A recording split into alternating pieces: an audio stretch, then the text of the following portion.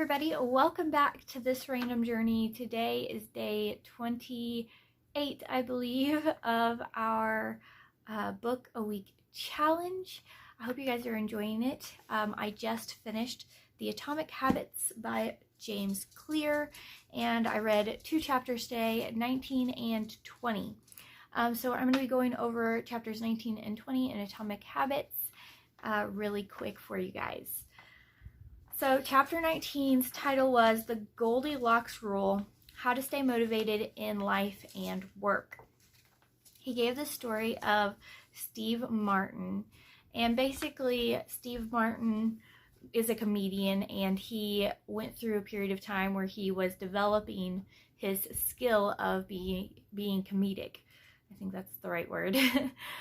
So he at first began by doing 1 to 2 minute stand-ups, and then he did 5 minutes by the end of his high school year, and then he did 10 minutes a few years later, and then he got to where he could do 20 minutes by the age of 19. And he talked about how it was small progression over time and how that's really important. He said, Steve Martin said, 10 years spent learning, 4 years spent refining it, and 4 years as a wild success. So he was basically saying it didn't just happen overnight for him. It was a whole bunch of compounded things that led to his success. The rule for the Goldilocks Rule, the rule states, humans experience peak motivation when working on tasks that are on the edge of their current abilities. Not too hard, not too easy, but just right. That's the Goldilocks kind of mentality. It's not too hard, it's not too hot, it's not too cold, it's just right. You know how Goldilocks was.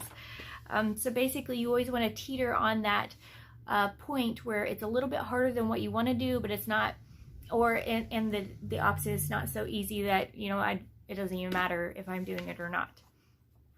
The way to maintain motivation and achieve peak levels of desire is to work on tasks of just manageable difficulty. So there again, it's just, you just want to do enough.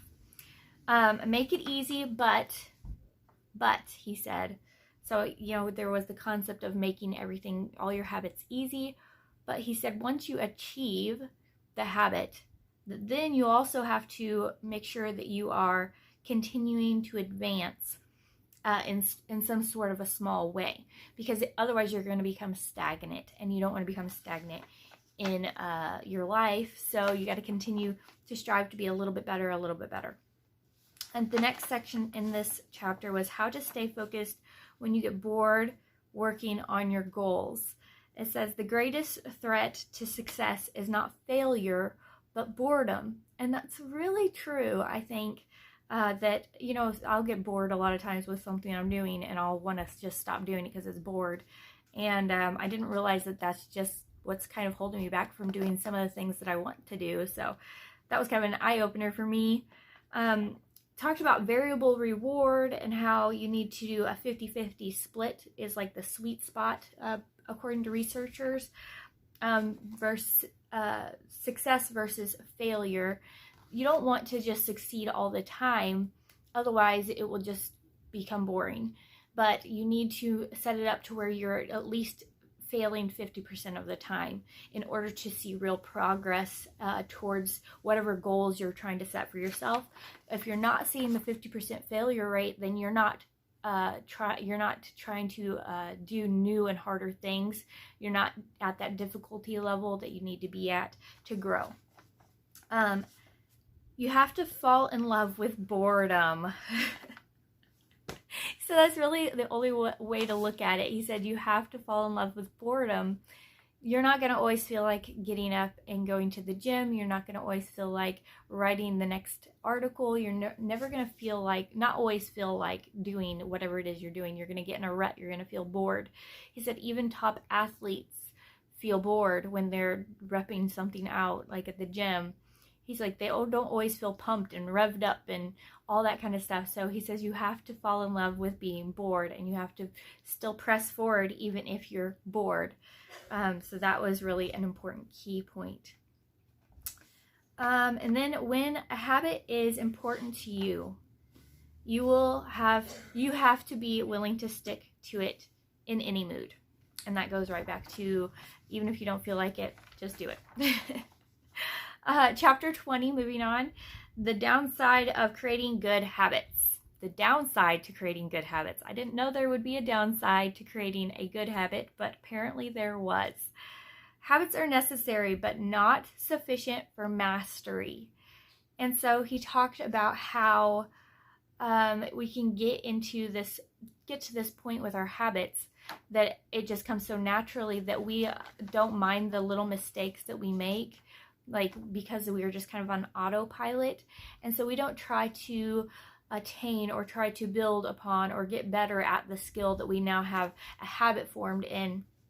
And so there was a formula that he talked about, which is habits plus deliberate practice will equal mastery. So if you want to get extremely good in something, not only do you have to form habits in that area of expertise that you're trying to get to, but then you have to deliberately practice to get better, to be able to master it.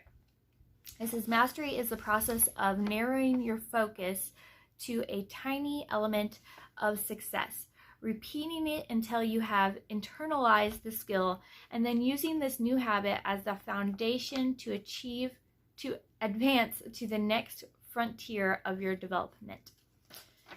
The next section in this chapter was how to review your habits and make adjustments. Improvement is not just about learning habits, it's also about fine-tuning them. So he talked about this concept of EBE, or I keep on saying E, CBE, which is career best effort. And basically the Lakers coach, I can't remember the time frame, but the Lakers coach, Pat Riley, was talking about this concept of career best effort, and he implemented it, and he created the system where the team members got points every time they did something, whether they made a layup, if they helped out somebody, or they blocked somebody, or whatever they did, they got points for it. And then they also got points deducted for certain things they did wrong. And the point was that the members had to try to get better scores every time. And so it actually helped them improve. It was kind of like the 1% concept from earlier in the book, and he reiterated that point as well. He said to keep record in a journal, keep record some way as a written form, and then refer back to that annually. So in December, before you start the next year, refer back to that, tally up everything that you had wanted to accomplish. So he gave his examples of he wanted to write so many articles, he wanted to go travel to so many places, that kind of thing. So he tallied up all this stuff and he looked at it, and then he asked himself 3 questions to reflect on the previous year. What went well? What didn't go well? And then what did I learn? And then he would set his new goals for the year. And then 6 months later, he said it was really important for us to look at our integrity report and revisit. Basically, this is going to be revisiting your core values, consider where you are headed, and if it's going in accordance to what you want to become or what you want to be known for. The integrity report questions that he asks himself is 1, what are the core values that drive my life and work? 2, how am I living and working with integrity right now? 3, how can I set a higher standard in the future? And then it went on to the next section of this chapter, which is called How to Break the Beliefs That Hold You Back. There was just a couple quotes in this section that stood out to me. The tighter we cling to an identity, the harder it becomes to grow beyond it. So we can't hold on to an identity so hard that we can't grow beyond it. And he gave an example of, like, if a basketball player, their identity was, I'm a basketball player, and then something happens and they have a traumatic injury or something, then they're no longer a basketball player and they have an identity crisis. Same thing if you identify as, a vegan, and then you have a medical condition which makes it to where you can't be a vegan anymore, then they can have an identity crisis. Those are examples he gave from his book. And then the last quote that I wanted to read is from Lao Tzu. He's a Chinese philosopher. It says, "Men are born soft and supple." This is a poem. "Men are born soft and supple. Dead they are stiff and hard. Plants are born tender and pliant. Dead they are brittle and dry. Thus, whoever is soft and yielding is a disciple of life. The hard and the stiff will be broken. The soft and the supple will prevail." I thought that was just a really great quote. So guys, that was the end of reading Atomic Habits. I hope you guys have been really enjoying this challenge of a book a week. Come back tomorrow. I will be doing kind of an overview of this. I also will just be doing a recap from the whole month. And yeah, so I hope to see you guys back again tomorrow. Don't forget that I am doing daily vlogs, so make sure that you subscribe so that you get notified of those videos as they come up. Make sure to give me a thumbs up if you liked this particular video, and I'll see you again tomorrow.